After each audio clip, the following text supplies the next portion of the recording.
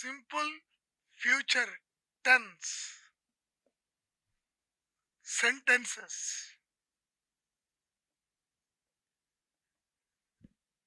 into passive voice. Simple future tense sentences into passive voice. Put be, not be form. Be is also one of the be forms. Do you remember? Am, is, are, was, were, be, been, being. I told you I have given the be forms. Am, is, are, was, were, be, been, being. I gave you all the be forms, right? Now see. Making simple future tense sentences into passive voice.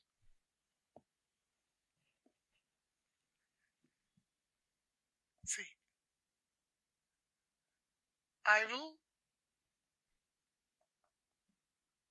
submit the report tomorrow. I'll submit the report tomorrow. See, I is subject. The report is object. First identify subject and object. I will submit the report tomorrow. Subject, object. 1, 2, 3, 4, 5. First, put object in the place of subject. The report. Okay. Next, put subject in the place of object. I changes as me. Right? Put V3. What is the third one? V3. Submit it. Fourth one, put B. Put B. Okay? Next. Will comes as will, shall comes as shall. Don't change will as would, shall change as would. Will changes as would, shall changes as should. These two will take place in the topic of the direct and indirect speech, not in voice. Whereas in the case of voice topic, will comes as will, would, shall comes as shall. Next, put by. When you want to put by, what I told you, any main points are there left in the sentence. Observe. Yes, one main point is here. What is that? Tomorrow. Then you put right. Then you put by. The report will be submitted tomorrow by me. Or else tomorrow the report will be submitted by me. Both are correct. But don't say the report will be submitted by me tomorrow. That is wrong. Right? Only general sentences you can write after by plus subject. Any doubt? Next. See, take the note.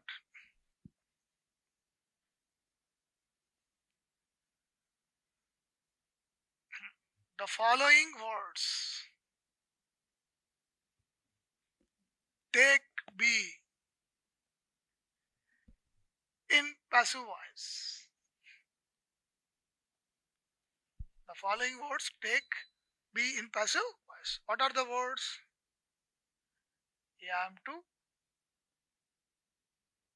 is to, are to,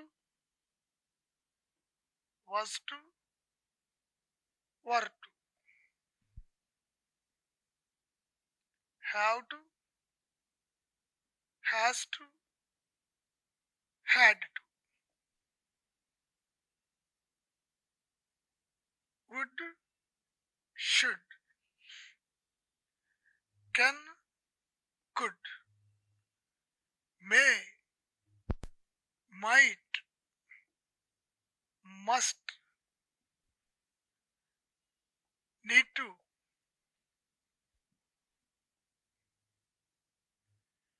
used to, did. See, all these words take be in passive voice. Am to, is to, are to, was to, were to, have to, has to, had to, would, should, can, could, may, might, must, need to, used to, ought. Right? Very easy. See?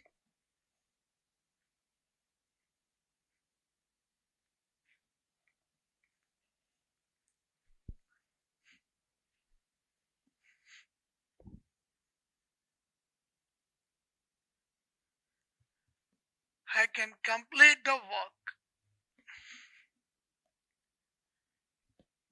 in a couple of days. I can complete the work in a couple of days. I is subject. Okay. The work is object. Okay. As usual, take the points. What is the first point? Put object in the place of subject. The work comes at the beginning of the sentence. 2. Put subject in the place of object. I changes as me. Put V3. What is the V3 of complete? Completed.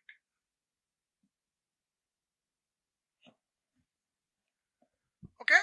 I have given you some words list now. Can, could, may, might, must, need, dare, used to write. All these words take BEB in passive voice. B. Okay? In the case of all these words, don't change it. Don't take any changes. Can. Can comes as can. But don't change can as could. Next. Put by. What is the rule? What is the placement of by after V3? But what I told you, when you want to put by after V3, right? Observe any main points are there left in the sentence. One main point is left here. What is that? In a couple of days. Write all the main points. Then write by me. So the work can be completed in a couple of days by me. Here only you have one main point. Okay? So first you write the main point, then you write by plus subject. That's it. Okay, my students, see one more.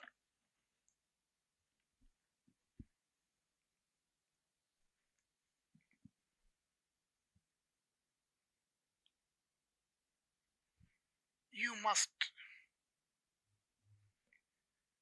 attend the work without fail. You try. You must attend the work without fail.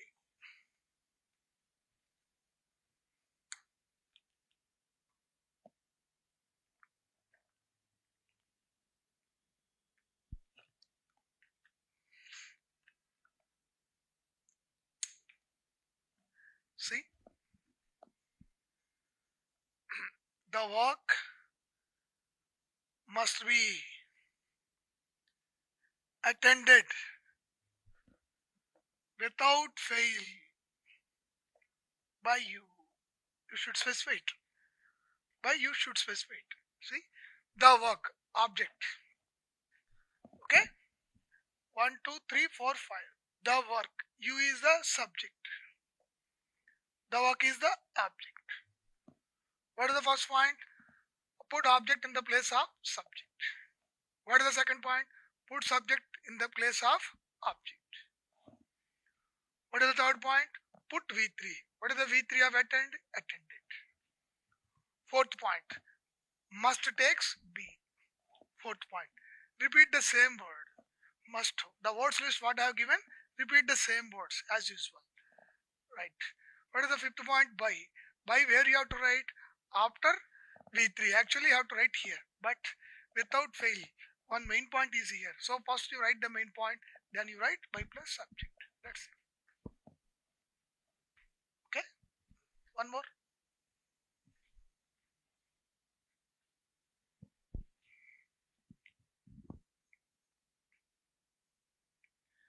I am to submit this report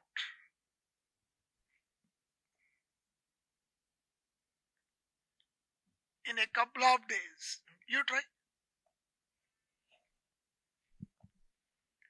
I am to submit this report. I is subject. This report is object. You try. 1 minute I give you time.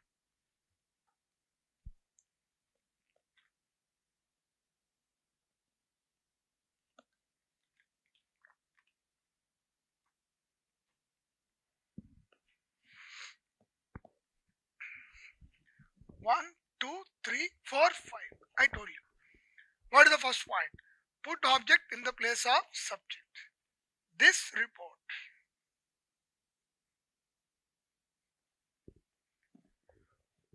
Put subject in the place of object. I comes changes as me. By changing I as me, write it in the place of object. Right? Put V3. What is the V3? Submit it.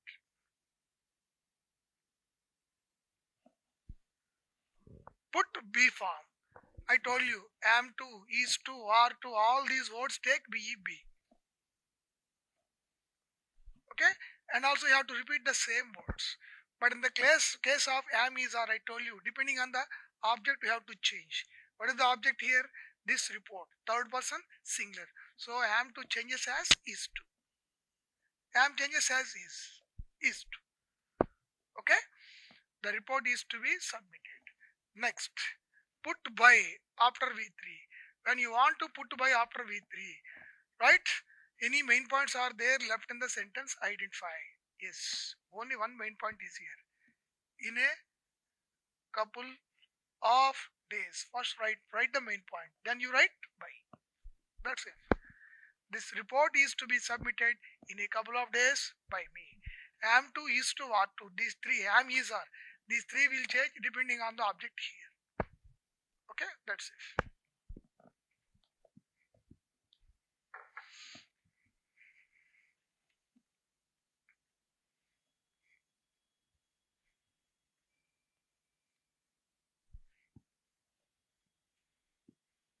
See one more. He has to submit me this report tomorrow. Very easy. You try. He subject,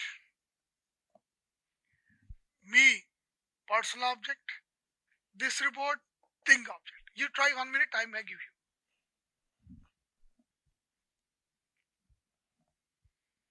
Take the numbers like this 1, 2, 3, 4, 5.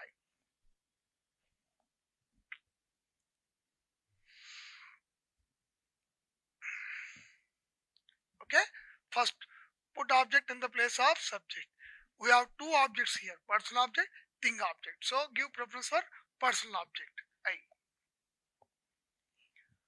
put subject in the place of object. He changes as him.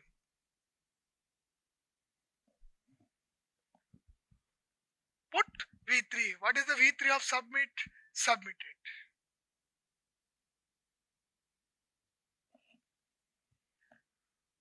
Put B form. Has to, have to, had to. I gave you some words list now. All these words take BEB. Next. Here you have to change has to. Just like am is are, have has will change. I told you. Depending on the person. Have is equal to used with I, we, you, they. Has is equal to used with, sorry. Has is equal to used with he, she, it. Have is equal to used with I, we, you, they. Right? And what is the object here? I. So has changes as have. Have to. Again I'm explaining. Have has, these two will change depending on the person. I told you. Do you remember? What is the object here? I. In the case of I, we, you, they, we have to use have. In the case of he, she, it, we have to use has. I told you. Right? Next. Fifth one. Put by after V3. But when you want to put by after V3, any main points are there left in the sentence? Identify. I told you. Yes. Here two main points we have. This report tomorrow. First write all the main points. Then you write by. I have to be submitted this report tomorrow by him. Or else tomorrow I have to be submitted this report by him. This is also correct. But don't write like this. I have to be submitted this report by him tomorrow. This is wrong. Okay?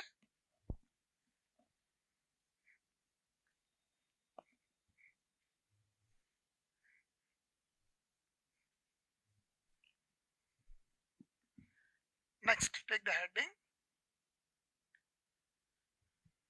Making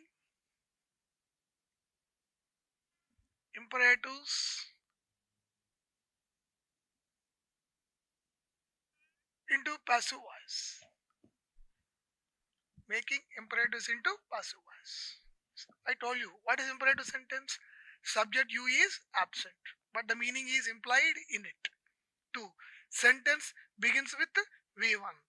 3. Sentence expresses command or request. These are called imperative sentences. At the time of question text, I explained this point. Come here, go there. These are all imperative sentences. For example, A.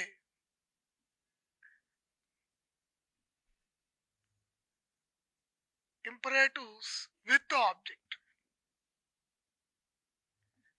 Imperatives with the object. See, let plus object plus B plus V3 or object plus should plus B plus V3. Both are correct. Both are correct. See,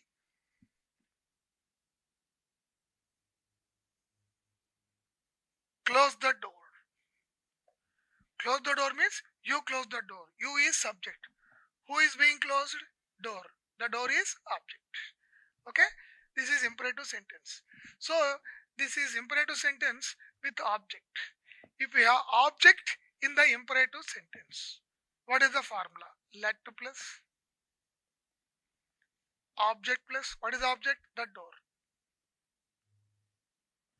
B plus V3. What is the V3 of close? Closed. Let the door be closed. Or else object plus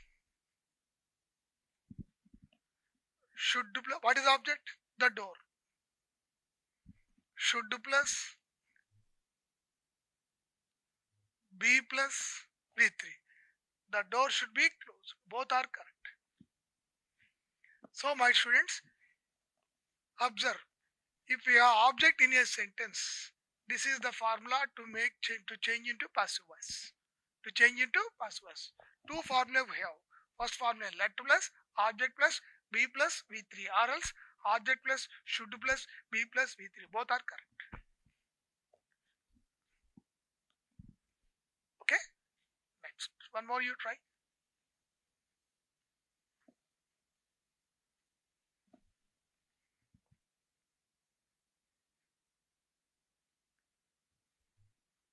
Drop the matter here. You try.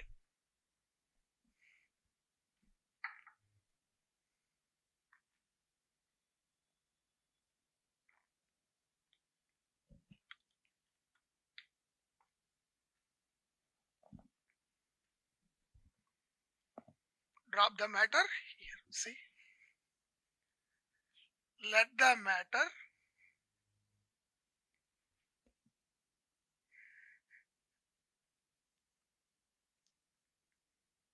dropped here or else this is object. Okay? The matter should be dropped here.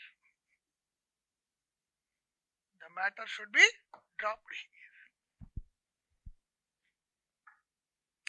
Okay? Next. So first one is imperatives with object. If we have object in an imperative sentence, what is the formula to change into passive voice? Let plus object plus B plus V3 or object plus should plus B plus V3. Both are correct. Okay? B.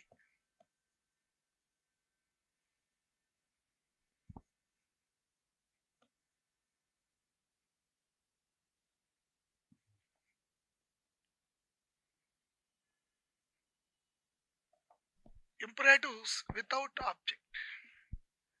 Imperatives without object. You are asked plus 2 is added.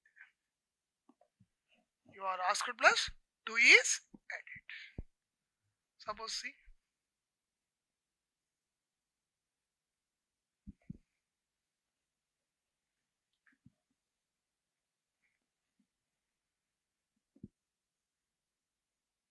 Keep silence.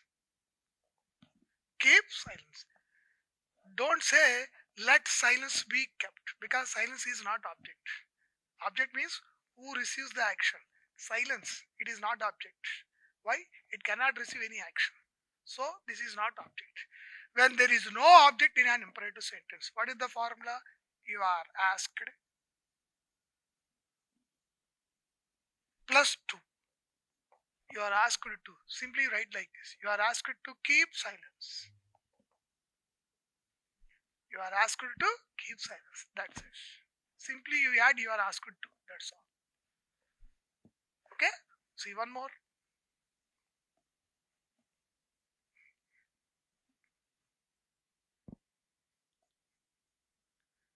Turn left. You are asked to turn left. You are asked to turn left. You are asked to turn left. Right? Suppose if the imperative is in negative form, see, don't turn left. Negative. In the case of negative, see, observe. You are asked. You add not to. You are asked not to turn left. But don't say you are not asked to turn left. There is no meaning in it. Meaning totally gets changed. You are asked not to turn left. In the case of negative, not to. In the case of positive, only add to. That's all. In the case of negative, you are asked plus not to. That's it. Okay? See?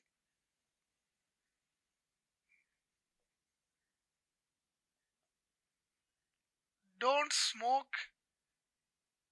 Don't smoke here. You are asked not to smoke here.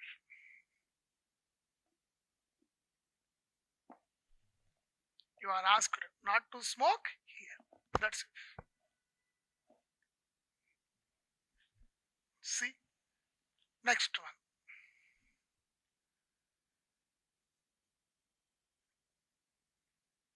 Imperatives with request. Very easy this one is. You are requested plus 2 is added. You are requested plus 2 is added. For example, see.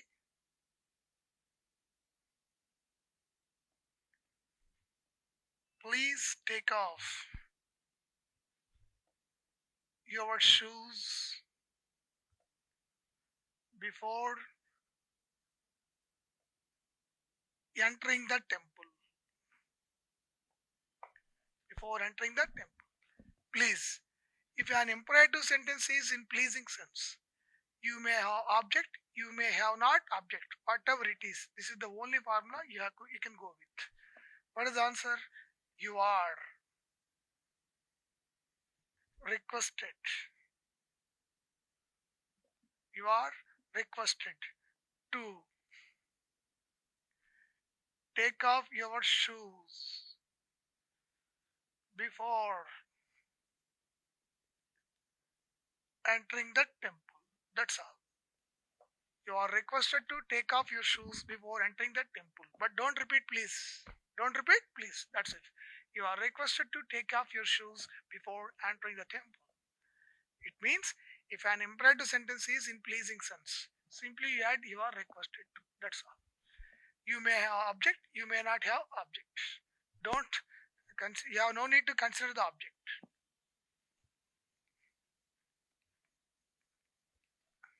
See? Please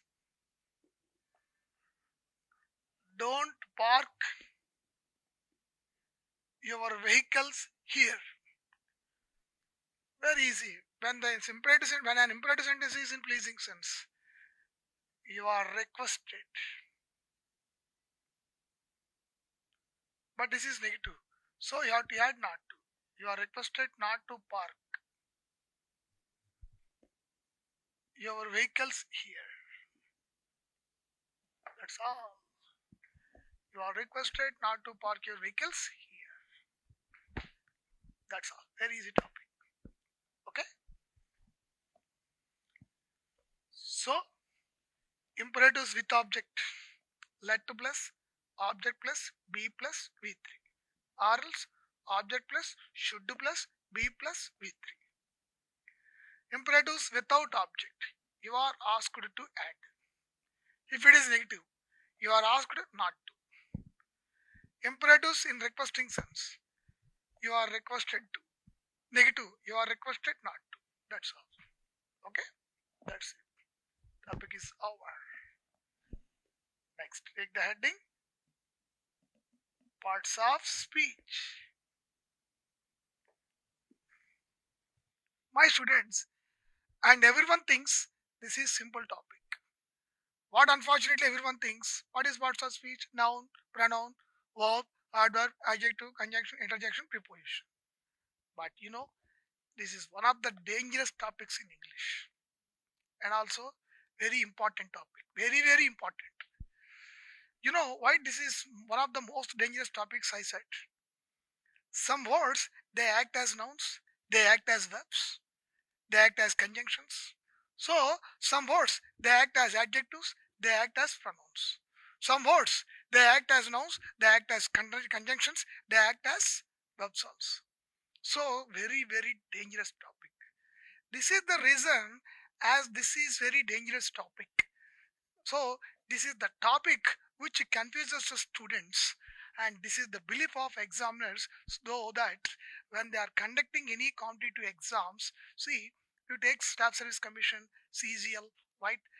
You know, you can't believe minimum 15 to 20 marks questions they are asking from this topic, because this is the only topic. This is one of the complicated topics. It means one of the complex topics in English. This is one of the topics which confuses the students in many aspects. This is the reason. So, regarding this topic, I'll explain with giving some wonderful techniques. First part, noun is very easy. Okay, noun topic, noun is very easy. The actual parts of speech topic begins from pronoun second point. Pronoun second point. See, first, let us take first noun. Parts of speech, how many are there? 8.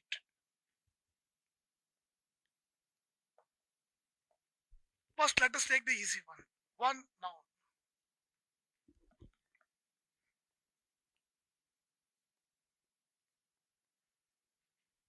A noun is a word.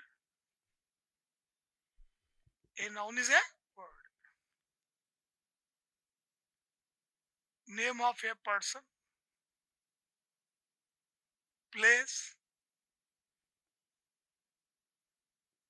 animal, or a thing. A noun is a word, name of a person, place, animal, or a thing. What is the meaning of thing? Thing, it has two meanings. One meaning is articles, like that, any article. Second meaning is what comes into mind, everything is thing. That's all. What comes into mind, everything is thing. Even a thought is also thing sometimes. Right? Now see. What is noun? A noun is a word, name of a person, place, animal, or a thing. Now, kinds of nouns.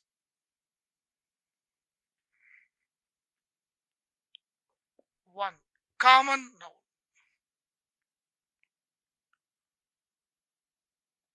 First one is common noun.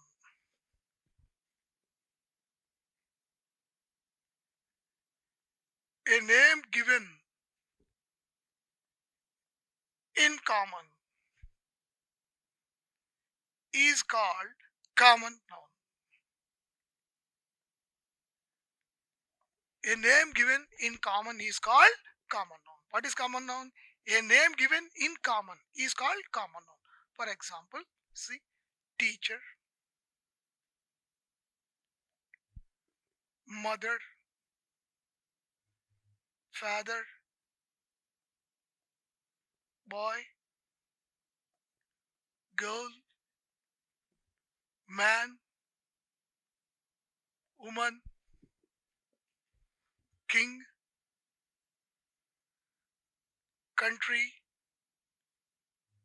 city, village, car, and dog. And dog. See what is common noun? A name given in common is called common noun. Teacher, mother, father, boy, girl, man, woman, king, country, city, village, car, and dog. These are all common nouns. Okay? Name given in common. For example, see.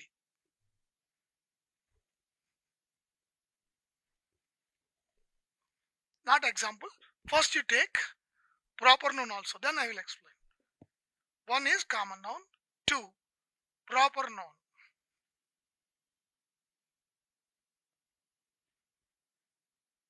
If we give a specified name to a common noun, if we give a specified name to a common noun, is called proper noun.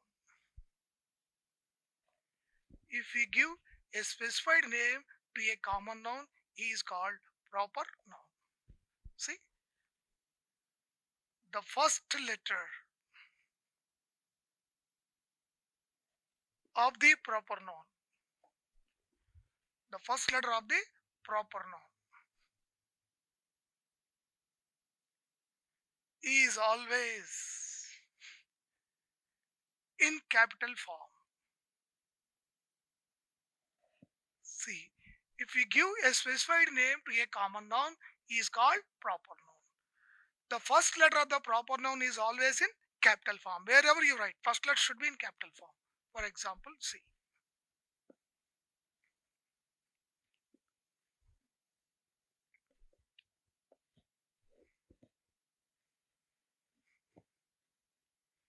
See,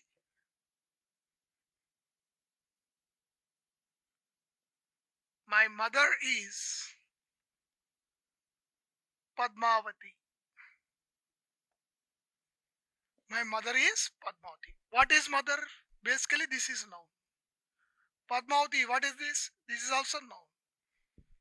If he simply underlines and if he asks us what kind of parts of speech is it, we can claim simply it is noun. But whereas in some competitive exams, how he is asking what kind of noun, what kind of pronoun, what kind of adjective, what kind of conjunction, he is asking specification of that particular parts of speech. So we have to learn in detail. Okay. So mother, noun. What kind of noun? Common noun. Because it may be any mother. So this is common noun. I have given a specified name to my mother. If we give a specified name to a common noun, that is called proper noun. Proper noun. See, the first letter should be in capital form in the case of proper nouns, wherever you write. Right? So don't simply write noun, noun like this. First noun. What kind of noun? Common noun. Write like this. Okay, na? Next.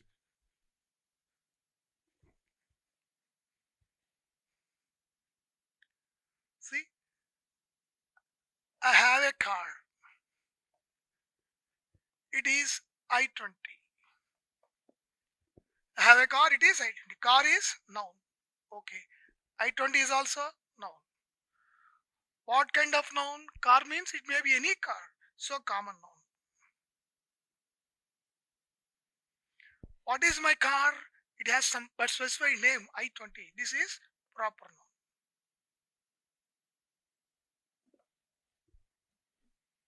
This is proper noun. Okay.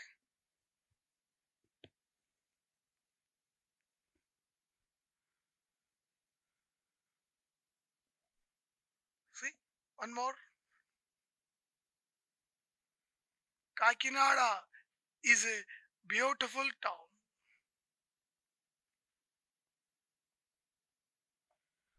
Kakinada is a beautiful town. Town is noun. What kind of noun? It may be any town. Common noun. I have given specified name to that town. What is that? Kakinada. This is noun. What kind of noun? Proper noun.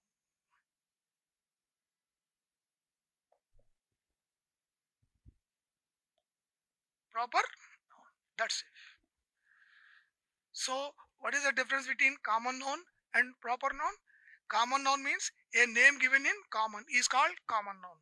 Proper noun means if we are giving a specified name to a common noun, that what we call, that is called proper noun. Wherever you write, the first letter should be in capital form in the case of proper nouns, right? Third one,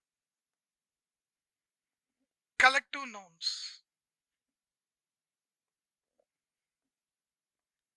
What is collective noun? Group of anything taken as a unit. Group of anything taken as a unit. For example, family, staff,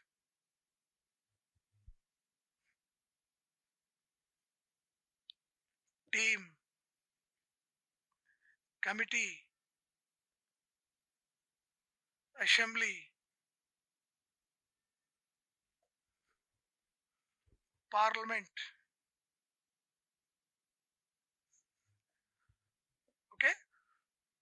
Family, staff, team, committee, assembly, parliament.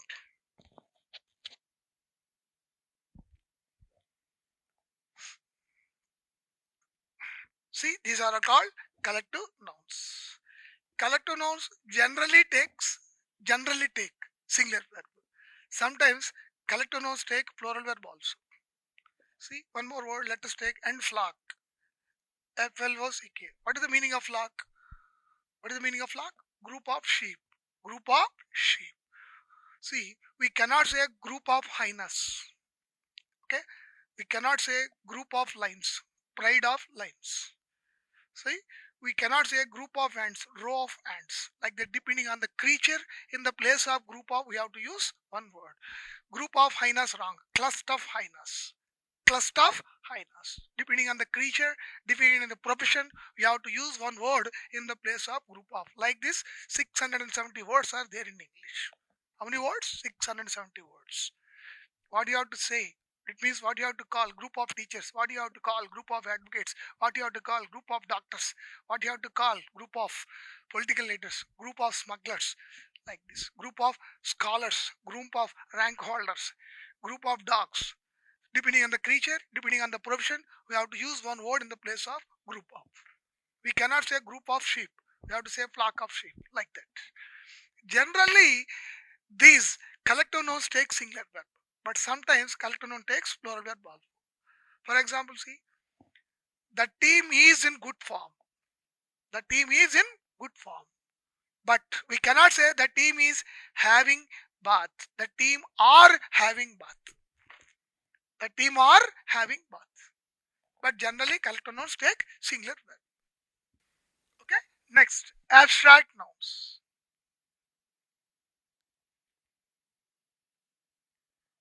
What is abstract nouns? I told you. What is abstract noun? I told you. See,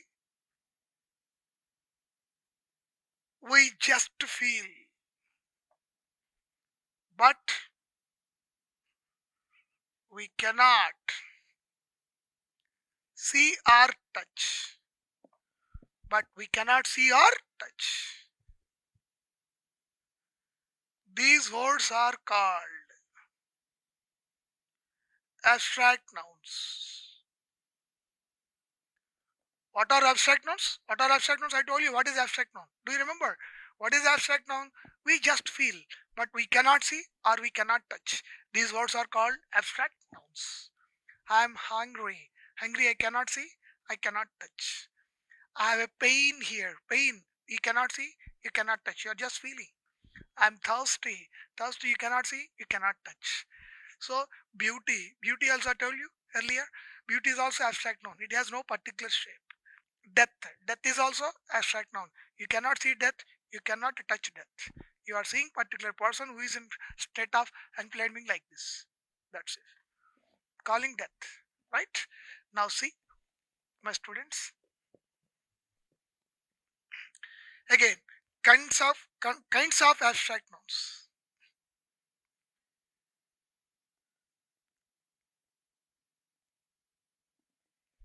Kinds of abstract nouns. One, A.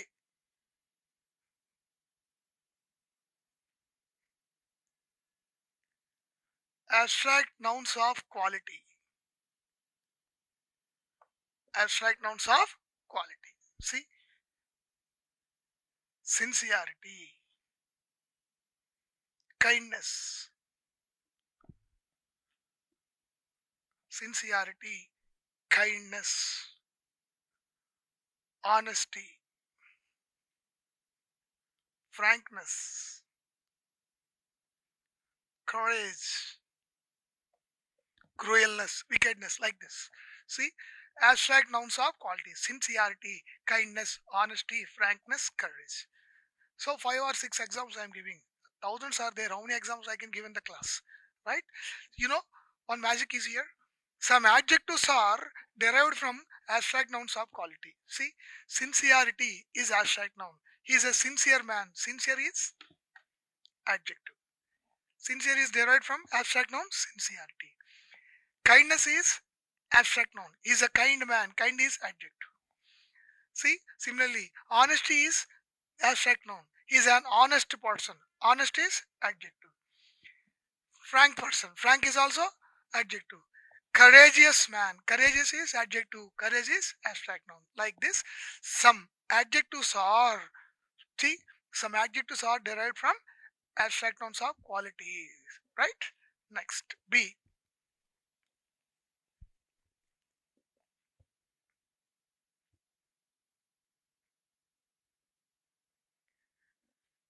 Abstract nouns of action. Abstract nouns of action. Theft, laughter, commitment, judgment. See, these are all abstract nouns of action. These are all abstract nouns of action. Theft, laughter, commitment, judgment. C. Abstract nouns of state. State, our state. It means blindness, state of one's. Poverty, state of one's. Slavery, state of one's. Activeness, state of one's. Like this, all these are all called abstract nouns of state. Okay? So, my students, there are three kinds of abstract noun. There are three kinds of abstract noun. I told you, don't say three kinds of abstract nouns. Three kinds of abstract noun. That's it. When kinds of, right, it is preceded by numerical, the noun should be in singular form. I have two kinds of mobiles wrong. I have two kinds of mobile. Similarly, so kinds of, when it is preceded by numerical, noun should be in singular form, not in plural form. Right? So how many kinds of abstract nouns? Here I can say, because how many kinds of abstract nouns? I am not putting any numerical before the word kinds of. See, how many kinds of abstract nouns? There are three kinds of abstract noun. Here abstract noun. How many kinds of abstract nouns? Here I have to say three kinds of abstract noun. Right? One, abstract nouns of quality. To all qualities. Two, abstract nouns of action. All actions.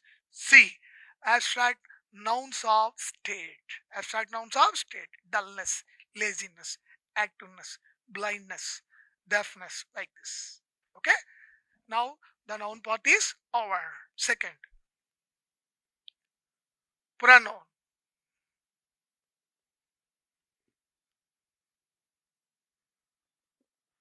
Pronoun is a word used in the place of a noun.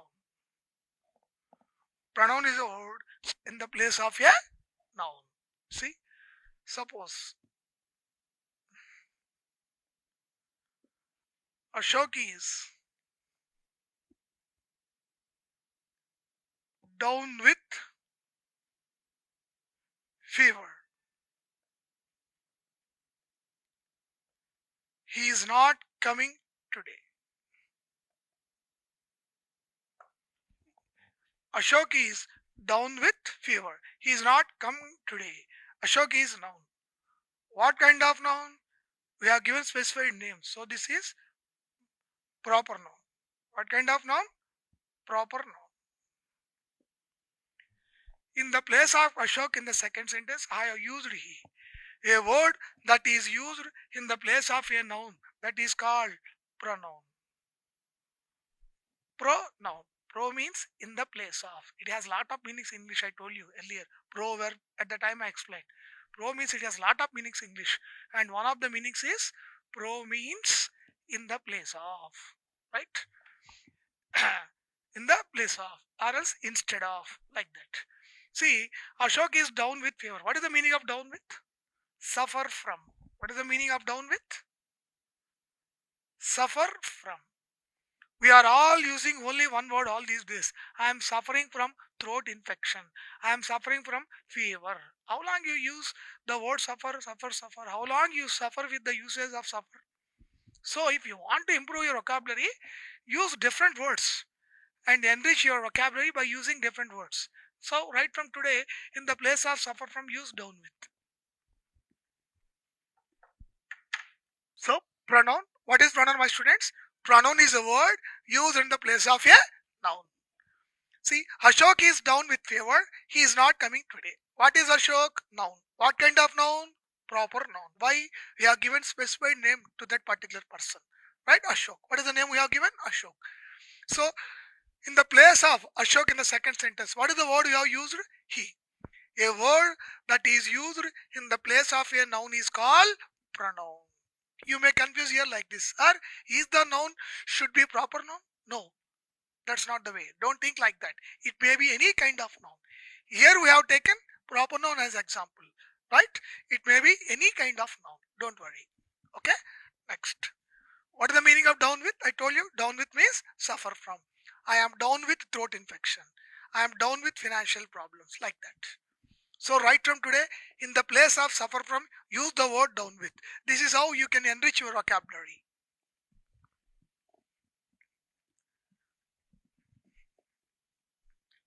Next.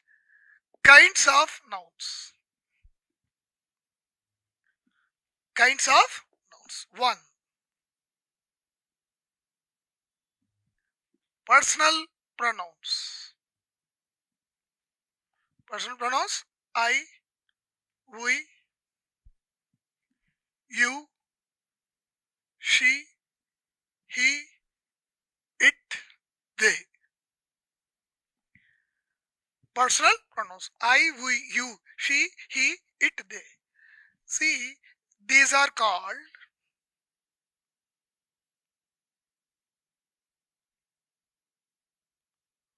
personal pronouns. These are called personal pronouns. Why personal pronouns? Because these refer all the persons. Because these refer all the persons. Right? Next. Reflexive or emphatic persons. Reflexive or emphatic persons. Myself. Ourselves. Himself. Herself. Itself.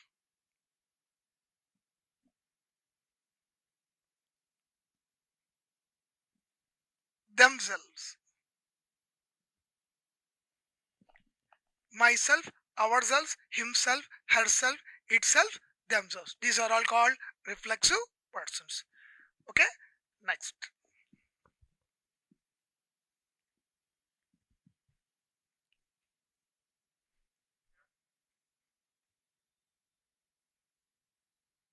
demonstrative pronouns.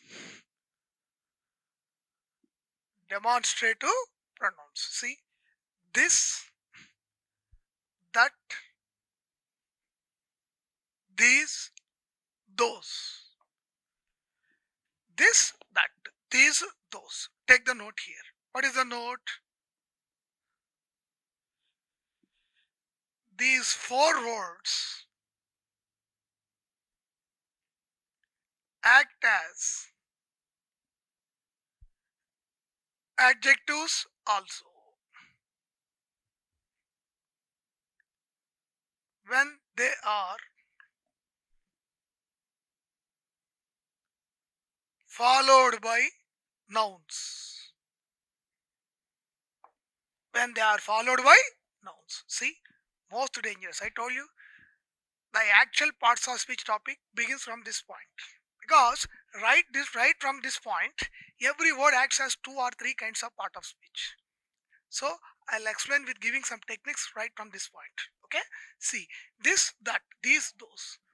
Basically, these four are demonstrative pronouns. Why demonstrative pronouns? Demonstration means experimentally showing. See, when we use these words, definitely we'll go in a manner of practically showing. See, this is a board, that is a door, these are all, those are all. When we use these words, definitely we'll go in a manner of practically showing like this. I cannot say this is a board, that is a door. I cannot say. So this is the reason these four are called demonstrative pronouns. When we use these words, we'll go in a manner of practically showing. Demonstration means experimentally showing, practically showing like that. Right? So these four words, sometimes these four words act as adjectives also. When they are followed by nouns. Observe.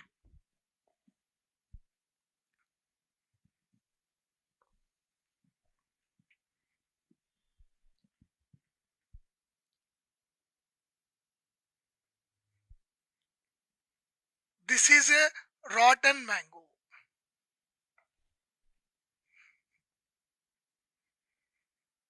This mango is rotten. This is a rotten mango. This mango is rotten. See, this. What is this? Pronoun. What kind of pronoun? Demonstrative pronoun. Where in the second sentence, this, after this mango, noun is here, right? If any noun is there immediately after these four words, these are adjectives. These are adjectives. What kind of adjective? Demonstrative adjective. So what is the technique here, you know? If any noun is there immediately after these four words, then these four words are called adjectives. If no noun is there immediately after these words like this, then these are called pronouns. That's it. If noun is there, adjective. Noun is there means immediately after these words. If no noun is there immediately after these words, these are pronouns. So demonstrative pronoun, demonstrative adjective. That's it. That's the technique. What is the technique? If any noun is there immediately after these four words, these four are called adjectives. If no noun is there immediately after these four words, these are called demonstrative pronouns. Okay? Now see.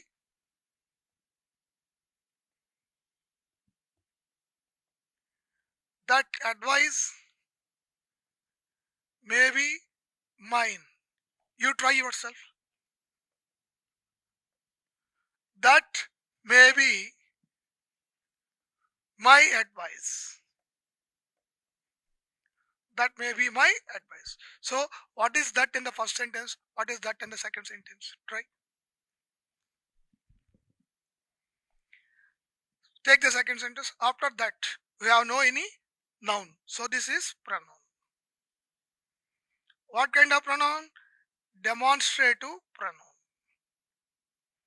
After that, advice noun is here. So, this is adjective. What kind of adjective?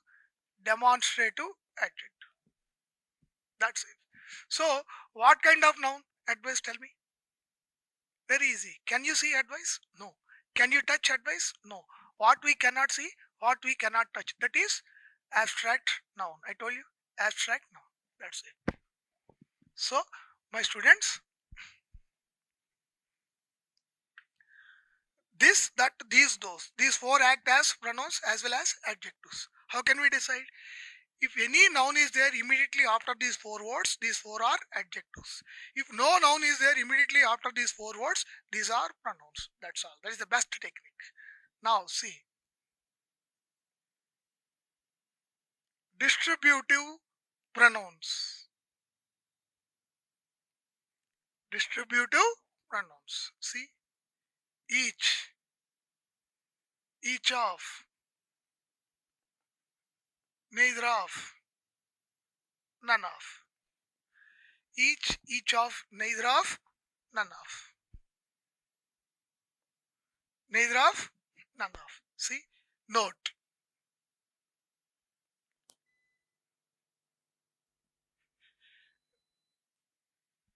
These four act as adjectives also.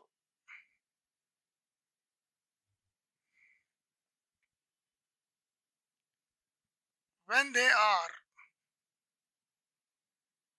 followed by nouns.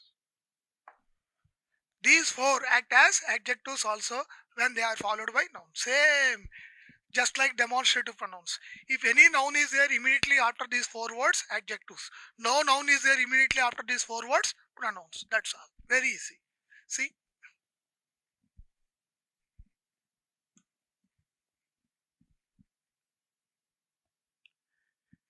Each costs 100 rupees. Each pen costs 100 rupees. See? After each, any noun is here? No noun is here. So this is pronoun. What kind of pronoun? Distributive pronoun.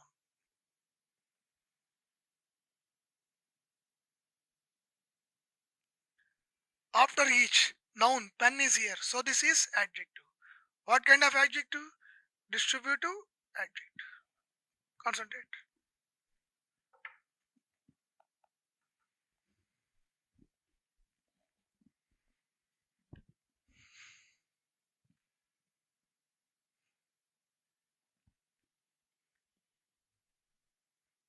Okay. Next.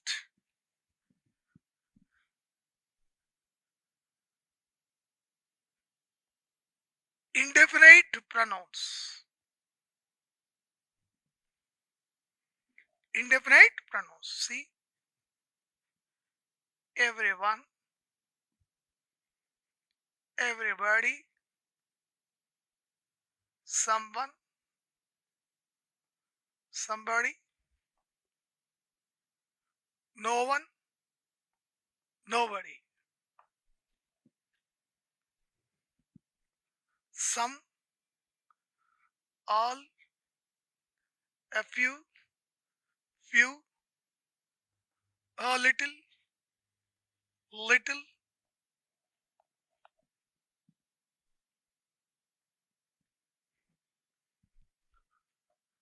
much, many, and any.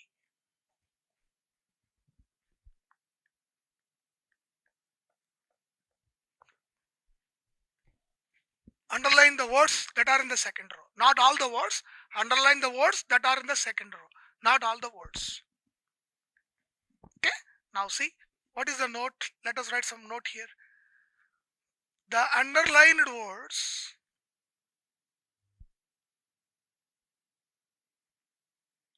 act as adjectives also.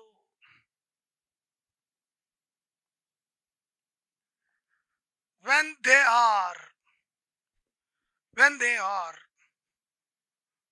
followed by nouns. See, just like demonstrative pronouns and distributive pronouns. If noun is there, immediately after these words, adjectives. No noun is there, pronouns. Same technique. These underlined words act as adjectives also when they are immediately followed by nouns. Okay. Now see, everyone, everybody, someone, somebody, no one, nobody. These six words always act as pronouns only. But the underlined words, they act as pronouns as well as they act as adjectives when they are followed by nouns. See, first, everyone is coming. What is everyone? Basically, this is pronoun. Basically, this is pronoun. What kind of pronoun? Indefinite pronoun. Why we are calling indefinite pronoun, you know? Because, see what I'm saying? Everyone is coming. I'm saying everyone is coming. But who is that everyone? I am not particularizing. So that this is called indefinite pronoun.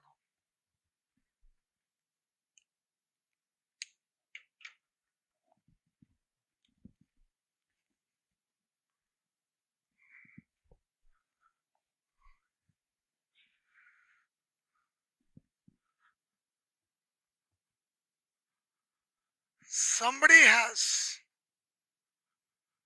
knocked at the door. Somebody, basically pronoun. What kind of pronoun? Indefinite pronoun. Why indefinite pronoun? Because who is that somebody? We are not particularizing. So that this is called indefinite pronoun. See, now let us take some underlined words. Observe, some are opposing.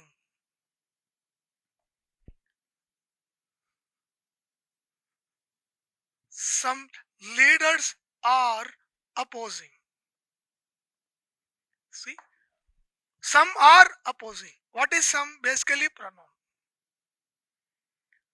What kind of pronoun? Indefinite. Indefinite pronoun. Why indefinite?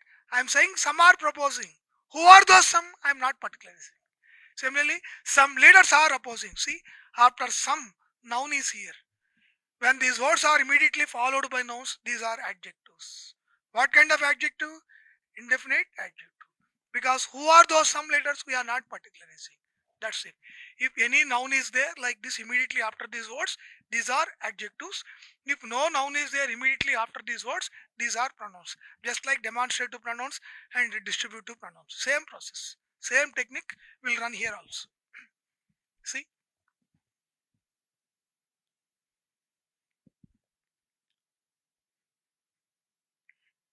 If you accepted the proposal,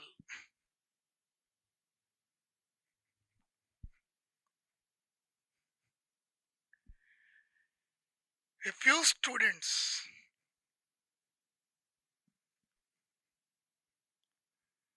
accepted the proposal. A few, pronoun. What kind of pronoun? Indefinite pronoun. After a few, students, noun is here, so this is adjective. What kind of adjective? Indefinite adjective. So some are opposing. Some is pronoun. Some letters are opposing. Some is adjective. Why? After some letters, noun is here.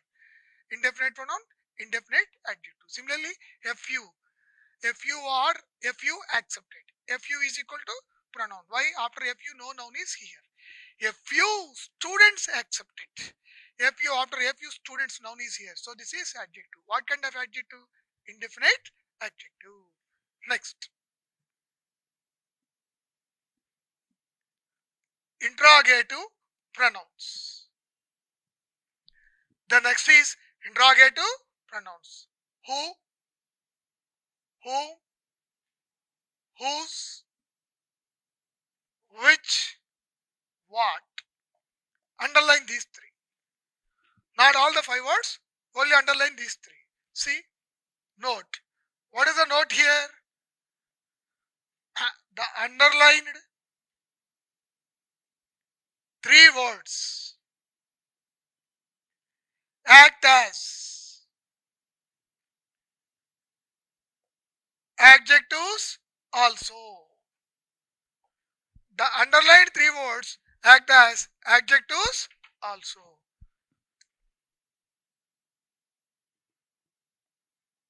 when they are followed by nouns. When they are followed by nouns. Very simple. See, first two. These two always act as interrogative pronouns. But these underlined three act as pronouns as well as adjectives. How can we decide? Just like demonstrative pronouns, distributive pronouns, indefinite pronouns, same technique. If these three are followed by nouns immediately, these are called adjectives. No noun is there immediately after these words, pronouns. Same technique. See,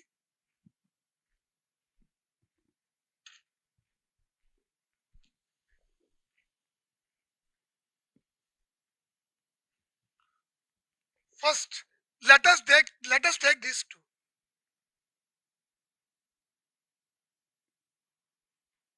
Whom did you consult yesterday? Whom did you consult yesterday? Whom is basically pronoun. What kind of pronoun? Interrogative pronoun. Why interrogative pronoun? So why this is pronoun? Whom did you consult yesterday? When you put a question with whom, definitely the other will tell you some name, right? So some name, Mr. Sharma, Mr. Srinivas, like that. So in the place of noun, you are using pronoun. So this is called pronoun. What kind of pronoun? Interrogative pronoun. Similarly, see. Now let us take these three.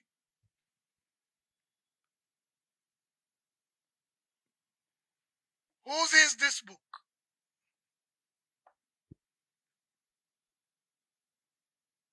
Whose book is this?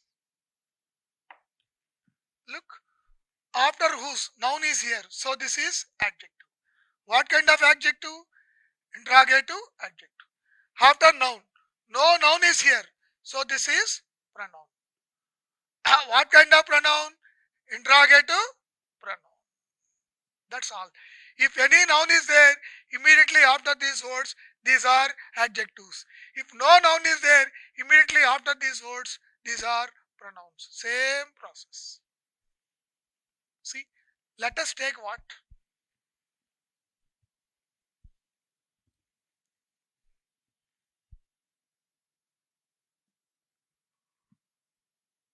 What do you want?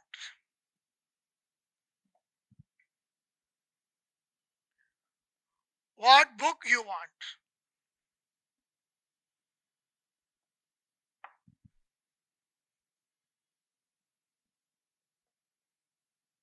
I don't understand what he said. Observe. What do you want? After what? No noun is here. So this is pronoun. What kind of pronoun? Demonstrative pronoun. What book?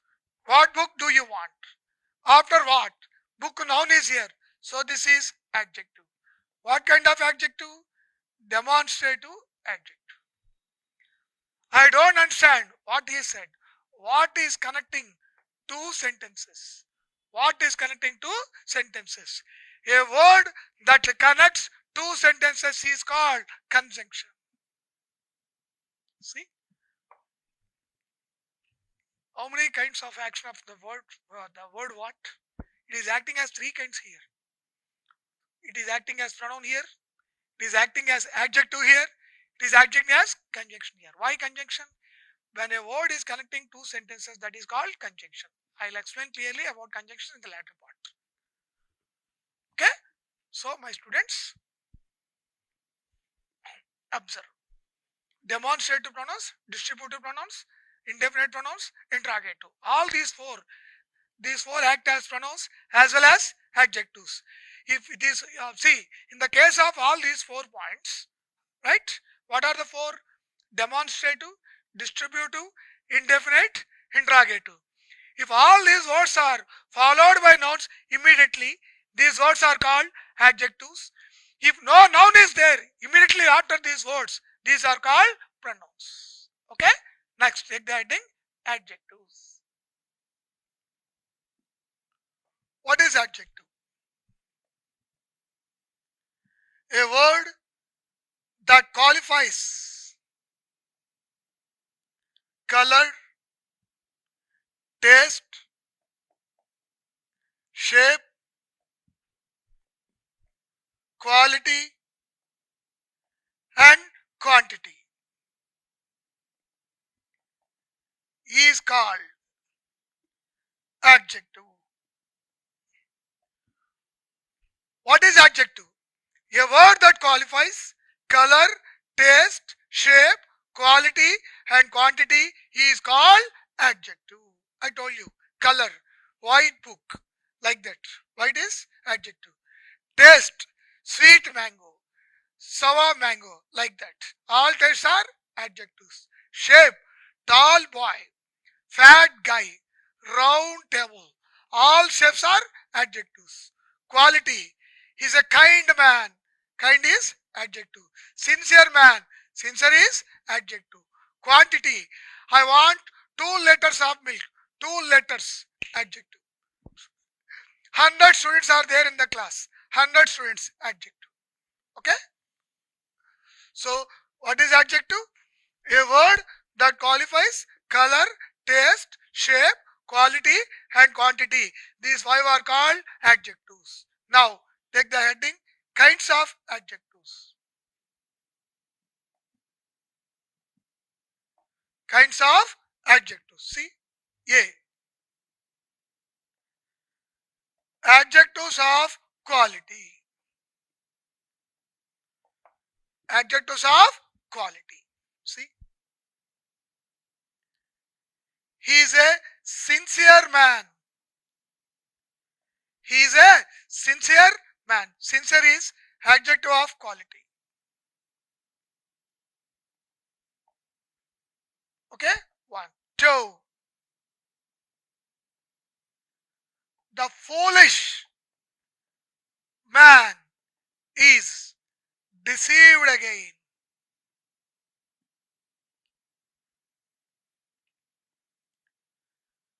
The foolish man is deceived again. Foolish, adjective of quality. Adjective of quality. Okay? Next.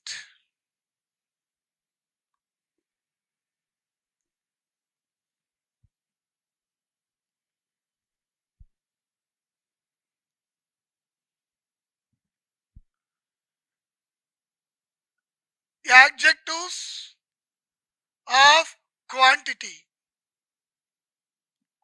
See, write in brackets, expresses the meaning of how much. Expresses the meaning of how much. These are called adjectives of quantity. Look.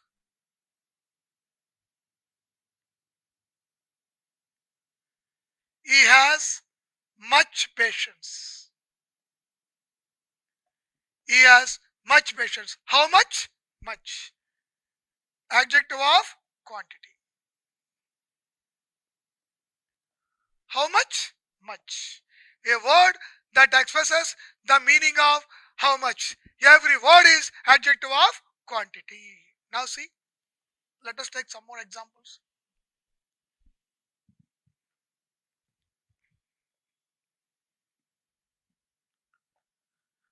I want some sugar. Some, adjective. What kind of adjective? Adjective how much? Some sugar. Adjective of quantity.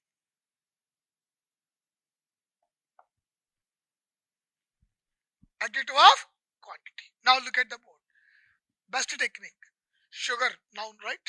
If any word is there before noun, if any word is there before noun, 99% that word is adjective. That word is adjective. 1% preposition. A word that takes place before a noun or a pronoun is called preposition. At the time of explaining preposition, I'll explain this point also. Don't worry. So, what is adjective? Observe. If any word is there before noun, whatever noun it is, right? If any word is there before noun, 99% that word is adjective. Best technique. Now see, do you remember? I told you one point.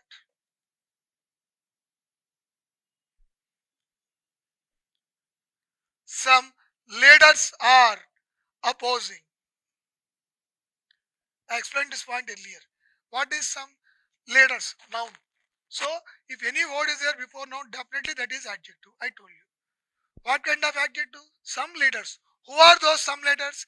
I am not particularizing. So indefinite adjective. Do you remember? I explained this point. Now see. I want some support. How much support? Some support. Here it is acting as adjective of quantity. See, here some is acting as indefinite adjective. Here some is acting as adjective of quantity. Observe.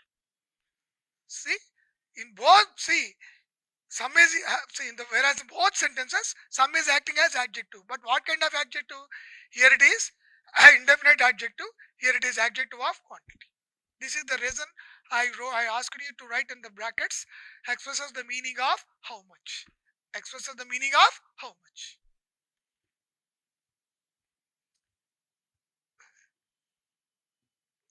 Okay, my students. So, what is the first one? What is the first one? Adjectives of quality. Second one, adjectives of quantity. Third one,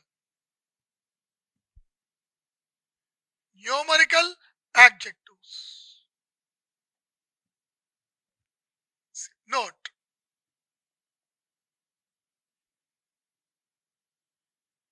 numericals are of two kinds. One, cardinals. Two, ordinals. Cardinals means 1, 2, 3, like this. Ordinals means first, second, third. Everyone knows these numbers, but these numbers are called like this. No one knows. Cardinals 1, 2, 3, ordinals first, second, third. Both numbers are adjectives. It means cardinal numbers are adjectives, ordinal numbers are also adjectives. See?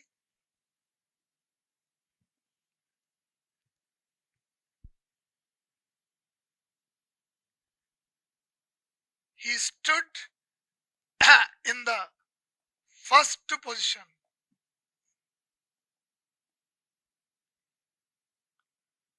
among the 100 students. Among the 100 students, 100 is adjective. First is adjective. What kind of adjective this is? First, ordinal adjective. Ordinal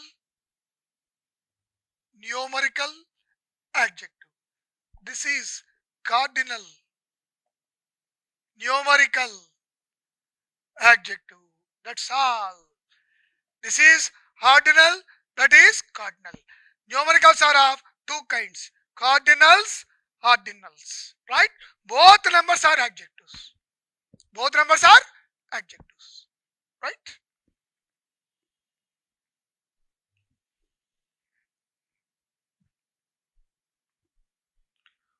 Fourth one. Three I explained. Okay. What is the first one?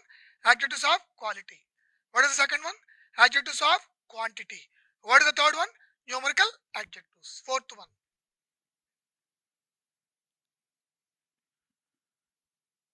Demonstrative adjectives. Fifth one. Distributive adjectives. Sixth one. Indefinite adjectives. Seventh one.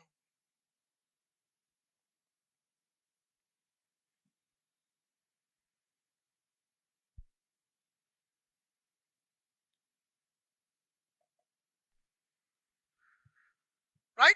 Demonstrative adjectives. Distributive adjectives. Okay? Indefinite adjectives,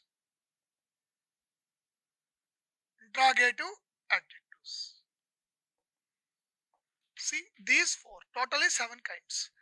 These four, see, act as adjectives as well as pronouns.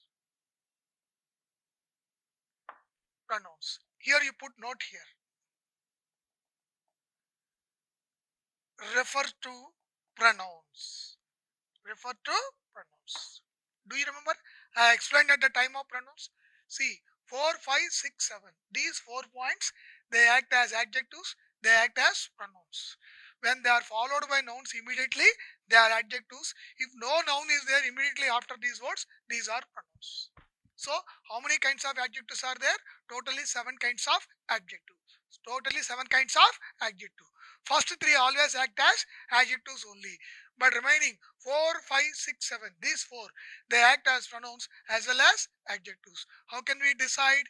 If they are immediately followed by noun, these are adjectives. If there is no noun immediately after these words, these are pronouns. That's it.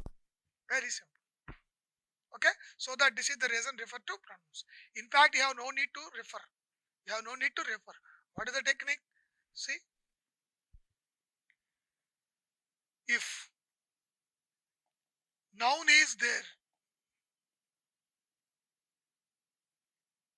immediately after these words,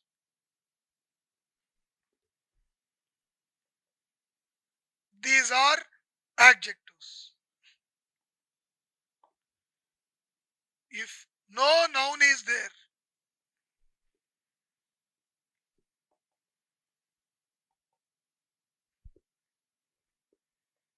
immediately after these words, these are pronouns. That's all. These are pronouns. Best technique. Noun is there immediately after these 4 points words, adjectives. No noun is there immediately after these words, these are pronouns. That's it. So, in the case of all these 4 points, what are the 4 points?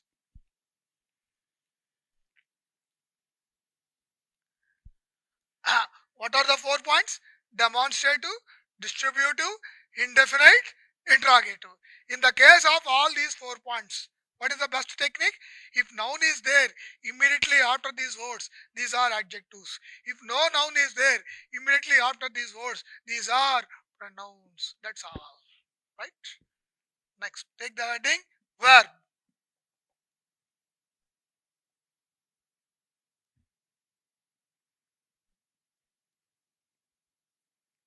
Expresses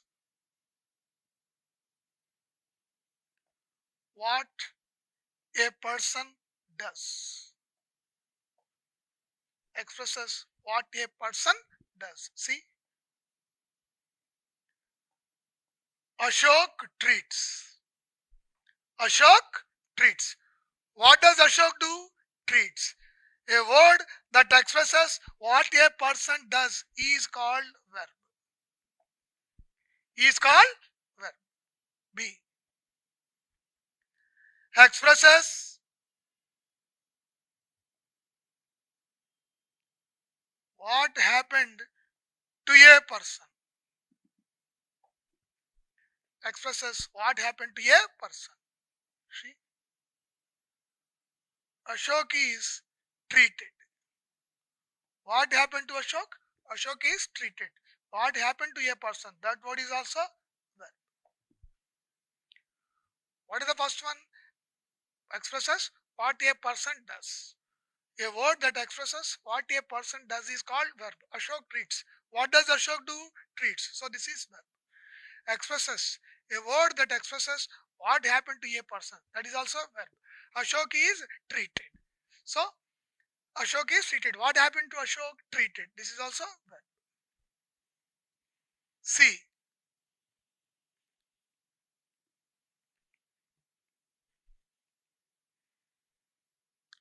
expresses what a person is. Look, Ashok is a doctor. Ashok is a doctor. Is telling what Ashok is. Is telling what Ashok is. A word that expresses what a person is. That is also verb. That is also verb.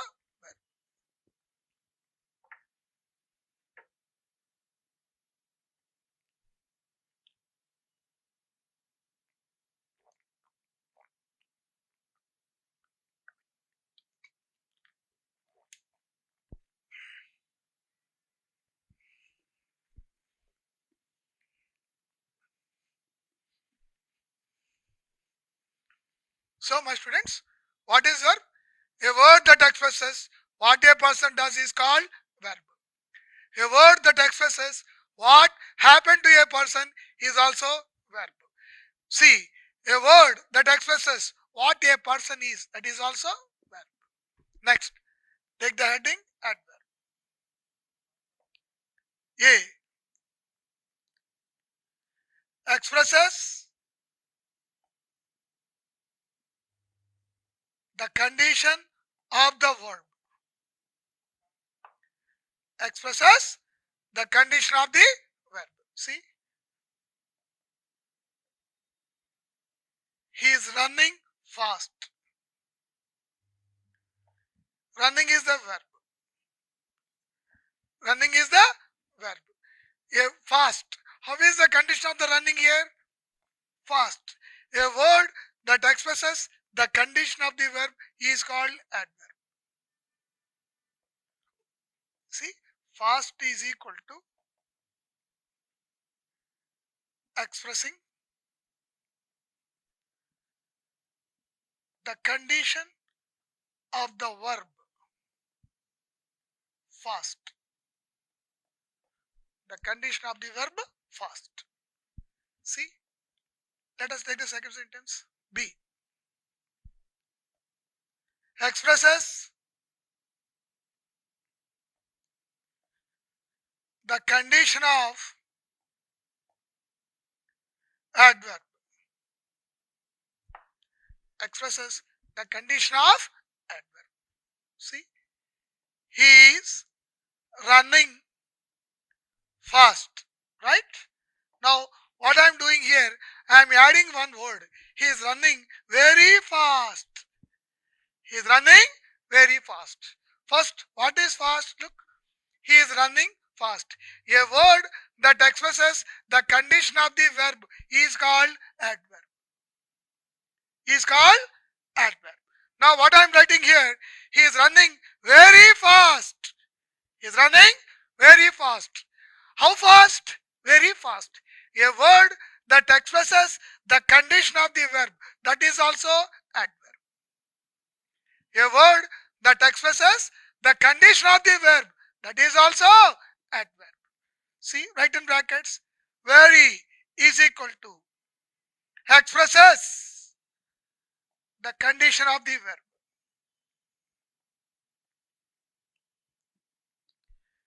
Very is equal to expresses the condition of the verb. Very easy. A word that expresses the condition of the verb is called adverb. Similarly, a word that expresses the condition of another adverb, that is also adverb. Very valid point. Don't confuse my students. Right? So, C.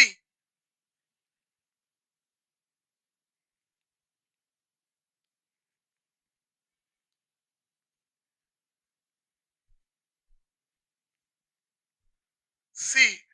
Qualifies adjective. Qualifies adjective. She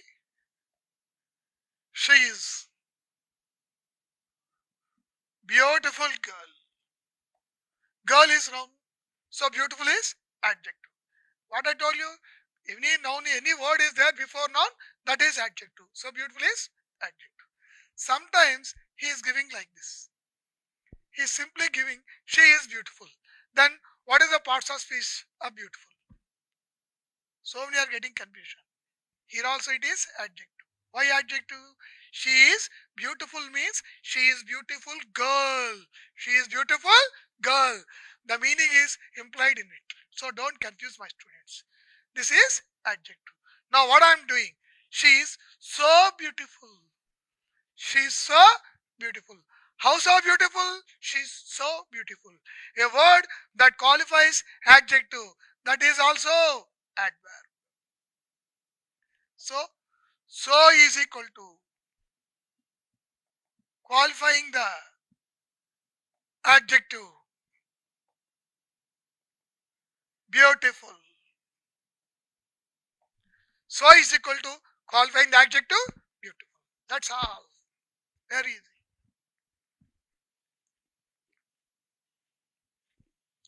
So my students, what is adverb?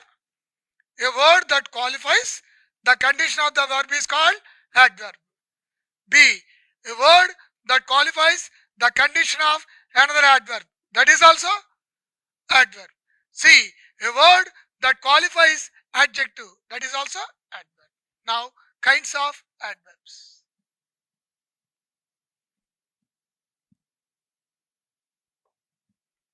1. Adverbs of time.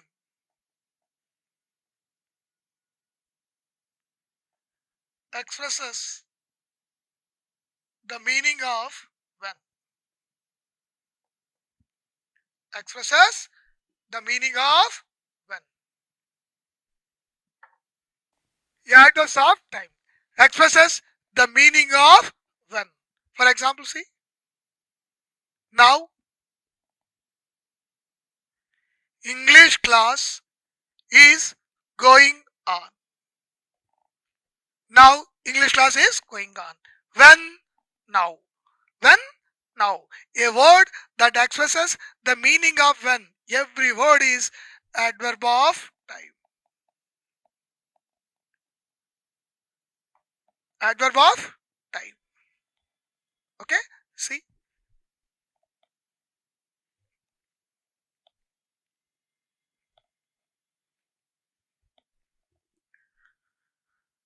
I will come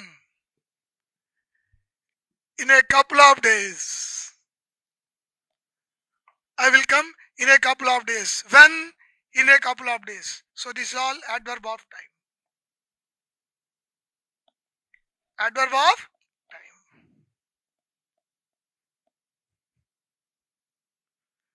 Recently, I have been to Tirupati.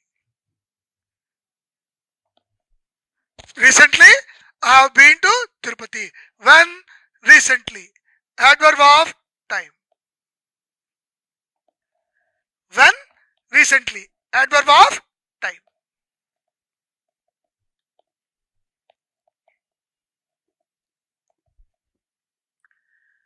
I saw him a few minutes ago. Observe. Suppose I'm just underlining a few. Then what is it? What is the parts of speech of a few? Minutes noun. Minutes noun. If any word is there before noun, that is adjective. I told you. Do you remember? Next. Minutes noun. If I underline only minutes, noun. If I underline only a few, adjective. Now what I am doing, I am underlining entire a few minutes ago. I saw him a few minutes ago. When? A few minutes ago. Then all this word is adverb of time. This is the magic of parts of speech. See, if I want to confuse anybody else, like if I underline all this word, if I ask him what is the parts of speech of underlined word, definitely he will confuse. A few minutes ago, this is all adverb of time. Okay?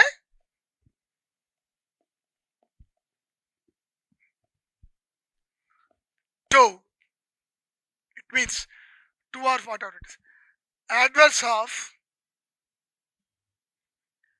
frequency.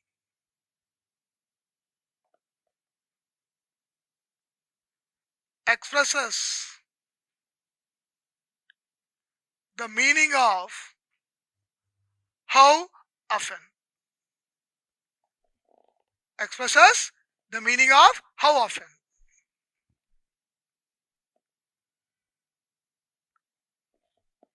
See, he always comes late. He always comes late. See, and everyone commonly confuses like this. He always comes late. When? Always. So everyone thinks this is adverb of time. Wrong. Don't put a question here. When? Here you have to take a question. How often? How often? Always. So this is adverb of frequency. This is adverb of frequency, not adverb of time. Don't treat like adverb of time. Treat like adverb of frequency. Okay? See? Note. What is the note? Take it down. This is very important point. The following words are always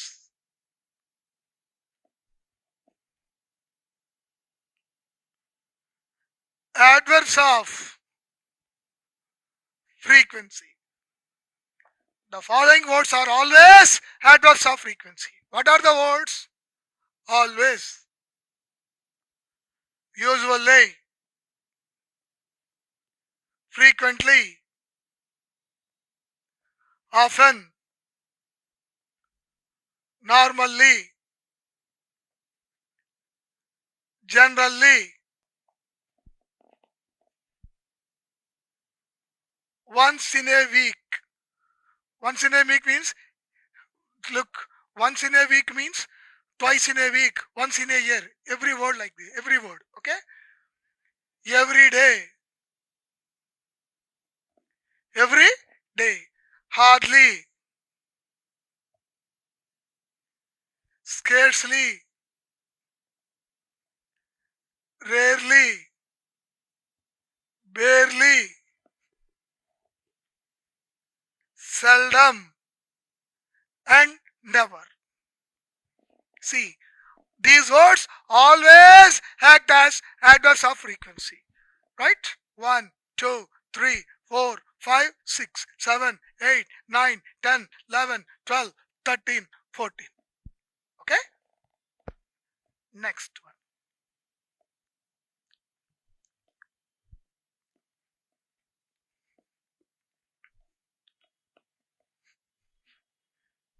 Next, adverbs of place.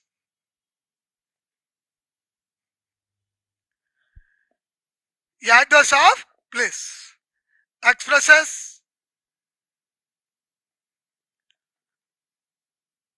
the meaning of where. Expresses the meaning of where. See? Come here. Where? Here. Adverb of place.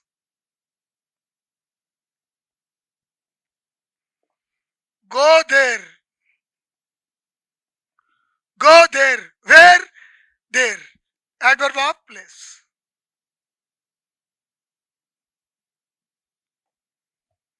Adverb of place. Look up. Look up. Where? Up. Adverb of place. Adverb of place. See?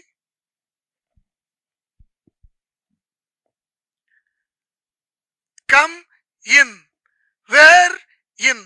Adverb of place. Go out. Where? Out. Adverb of place.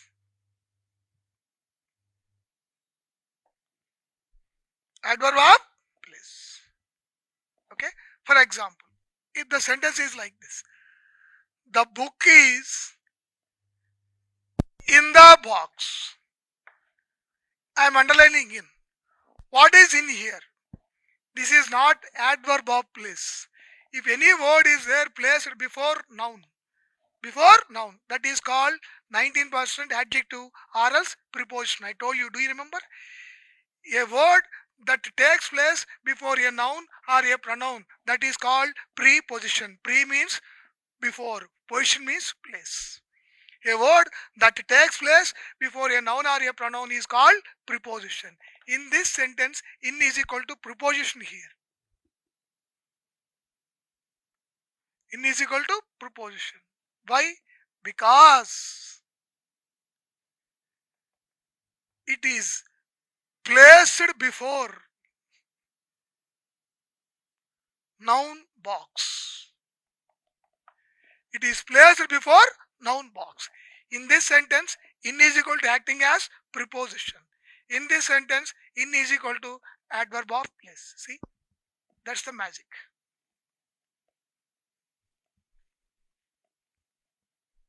See, observe.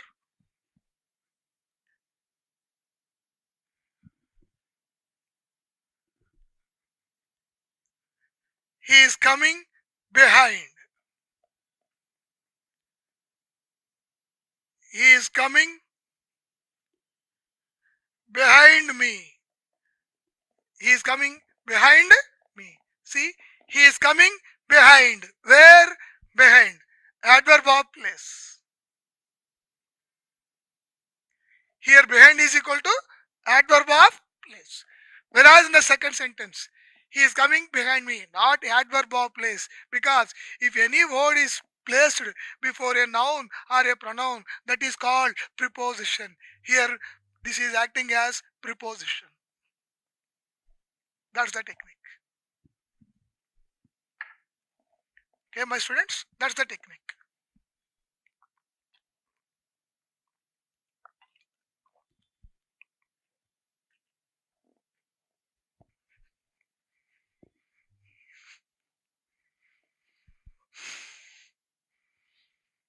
Next, interrogative adverbs. When, where, why, and how.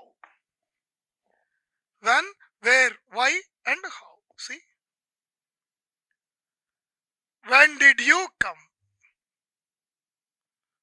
This is interrogative adverb. What kind of interrogative adverb?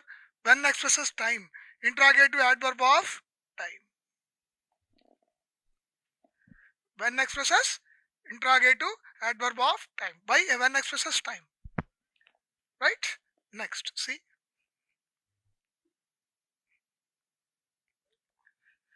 Where did you come from? Where? Interrogative adverb of place. Where expresses place. Interrogative adv, adverb of place. Interrogative adverb of place. Okay. Similarly, why did you come? Interrogative adverb of reason. Why asks reason. Interrogative adverb of reason. Very simple.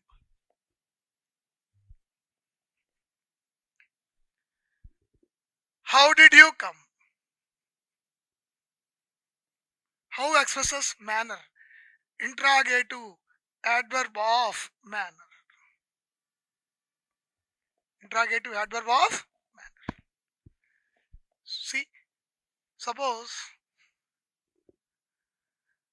I came on foot. I'm underlying on foot. I came on foot. How I came? On foot. Adverb of manner. This is called adverb of manner. Right? He came in a car. In a car I'm underlining. How he came? In a car. Adverb of manner. Okay?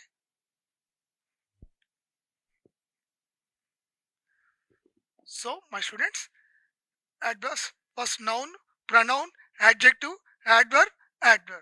Noun, pronoun, adjective, verb, adverb. Now take conjunction.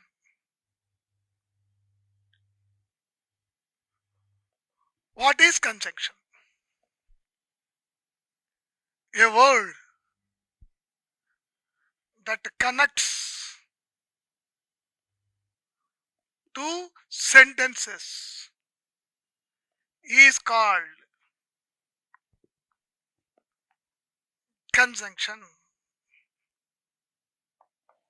Word that connects two sentences is called conjunction. Conjunctions are two kinds. Conjunction, a word that connects two sentences is called conjunction. Okay? Now see.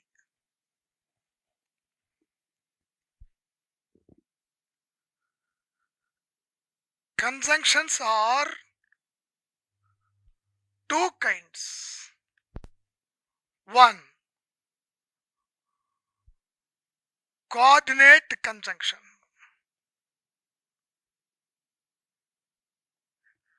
Write in brackets, connects two main clauses. What is clause? I'll explain now. Don't worry. Two, subordinate conjunctions. Subordinate conjunction connects one main clause and one or more subordinate clauses.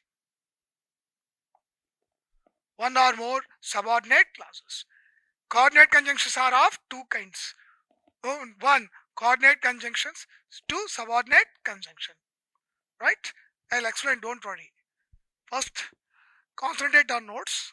I'll explain now. Now see. First, what is class? We should know it. Very important point. See, first, what is phrase?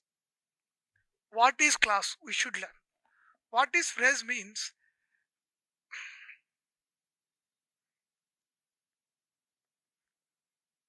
A part of a sentence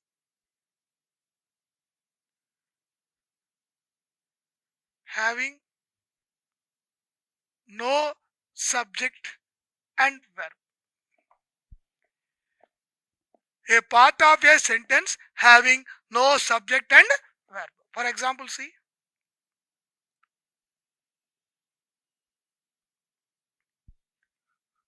Walking along the fields. Walking along the fields, I noticed a snake. Wait. I'll explain. Wait. Phrase means a part of a sentence having no subject and verb. Right? Next, class. What is class? A part of a sentence having subject and verb. Having subject and verb. What is phrase? What is class? I'll explain. A part of a sentence having no subject and verb is called phrase. Clause. A part of a sentence having subject and verb is called clause. These clauses are of two kinds. Clauses are of two kinds. What are the two kinds? One, main clause.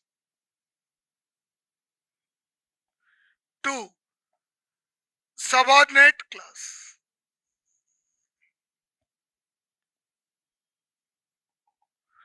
One, main clause. Two, subordinate clause. What is main clause? Gives complete sense. It has individual status. What is subordinate clause? See, gives incomplete sense. It has no individual status. It always depends on main class to fulfill its meaning. That's all. Now I'll explain what is all this. First, let us see the difference. Let us see the difference. Let us know the difference between phrase and class. See, having seen the tiger, he ran away. See, first observe it. In the second part, we have subject, we have verb. If we have subject and verb, this part is called class. This part is called class. A part of the sentence, a part of the sentence, okay, having no subject and verb is called phrase. A part of the sentence having subject and verb is called class. Right? What is class? If we see how many sentences are here? Two. First sentence, second sentence. Take the second sentence. In the second sentence, we have subject and we have verb. If we have subject and verb, that sentence is called class. Right? Come to the first sentence. In the first part of the sentence, observe. Do we have subject here? No. Do we have verb here? No. If a part of this sentence having no subject and verb, it means if we have no subject and verb, that part is called phrase. That part is called phrase. I'm sure you'll confuse here. Sir, seen verb is here. How do you claim this part is phrase? This is your doubt. My dear students, having plus V3, this is called gerund. This is called gerund. Don't decide this is verb. Don't decide this is verb. Some special speeches are there in English. All these special speeches, they look like verbs, but they are not verbs. They are not verbs. See, very easy, best technique. How can we remember all the special speeches? Parts of speech in number are 8, we are not able to remember. So what is the best technique you know? Do we have subject here? No. When we have no subject, that is not verb. Though it is looking like verb, that is not verb. That's all. So all these special speeches never take subject. That is the advantage for us. So when there is no subject, that is not verb. Whatever it is, what do you want? That's it. So if we have subject and verb, that part is called clause. If you have subject and verb, if you have no subject and verb, that part is called phrase. Okay? Now see.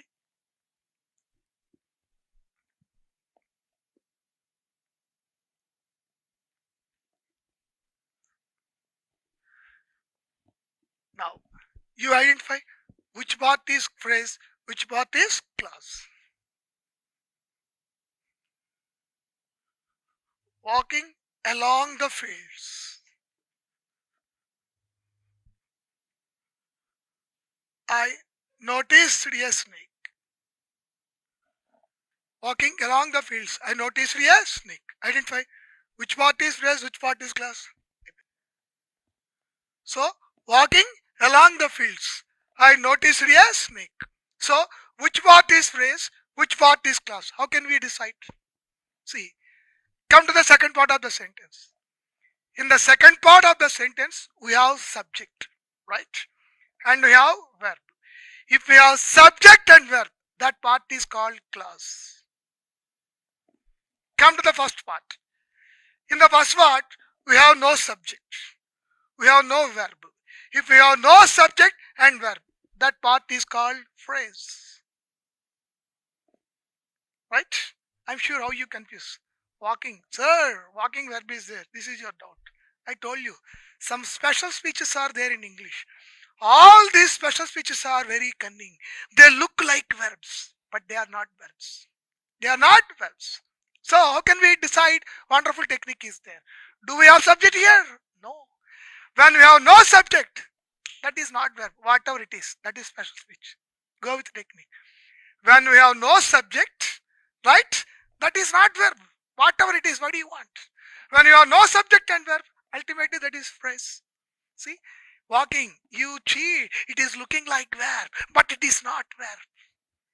How can we decide? Wonderful technique. When there is no subject, this is not verb. That's it. So, my students, a part of the sentence that has no subject and verb, that part is called phrase. A part of this sentence that has subject and verb, that part is called class. That part is called class. That's it. Now, my students, see. Clauses are of many two kinds. 18 kinds of clauses are there in English. We don't want all these things.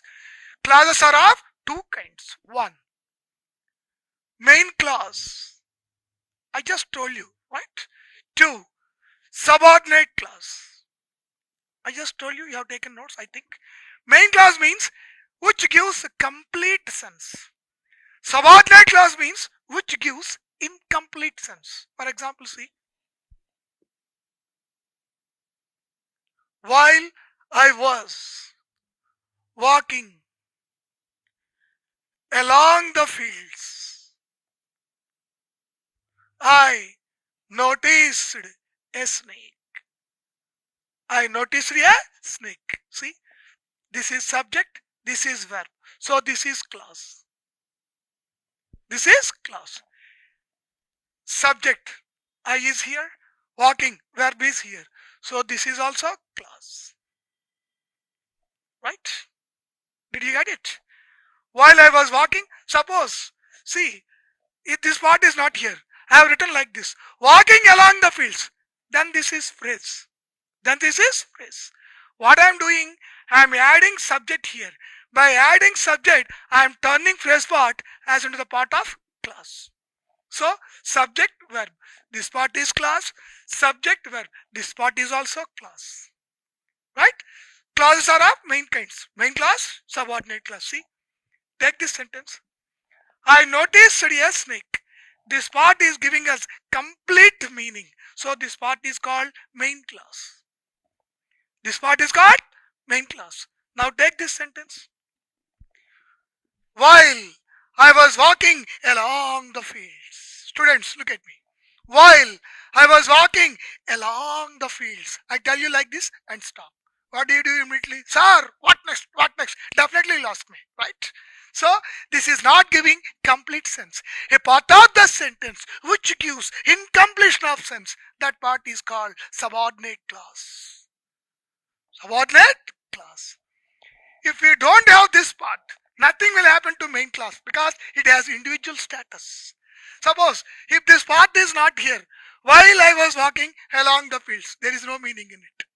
So, subordinate clause, it has no individual status. It always depends on main clause to fulfill its meaning.